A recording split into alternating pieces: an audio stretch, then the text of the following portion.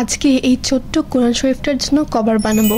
একটা কভার পেজের জন্য আরেকটা কোরআন শরীফটা রাখার জন্য। এর জন্য আমি 2 কালারের সুতি কাপড় নিয়েছি। প্রথমে একটা কাপড়কে আমি মাপ করে কেটে নিয়েছিলাম। এবার নর্মালি আমরা যেভাবে বই মোলট করি সেভাবেই কাপড়টাকে 20-6000 গ্লু দিয়ে আমি কভার পেজটার সাথে লাগিয়ে নিব।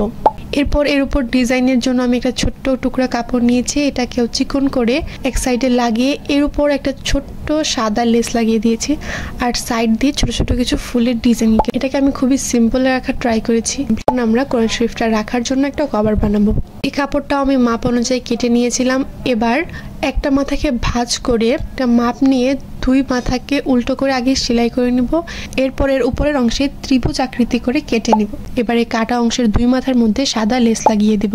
এই ভিডিওতে আমি কতটুকু দেখাতে পারছি জানি না, তবে একটু ভালোভাবে খেয়াল করলে এটা বুঝতে পারবে। এরপর এর মাথার মধ্যে ছোট্ট একটা পুঁতি লাগিয়ে দিব আর ওলের সুতা দিয়ে আমি চিকন করে একটা বেনি করে নিয়েছি। এটাকে এর মাথার মধ্যে গ্লু দিয়ে লাগিয়ে দিব। আমাদের পুরো কভারটা কমপ্লিট।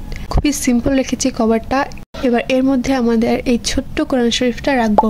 তো এই হচ্ছে ডিজাইনটার ফাইনাল লুক। তো কেমন লাগলো তোমাদের কাছে আমার এই কাজটা অবশ্যই জানাবে।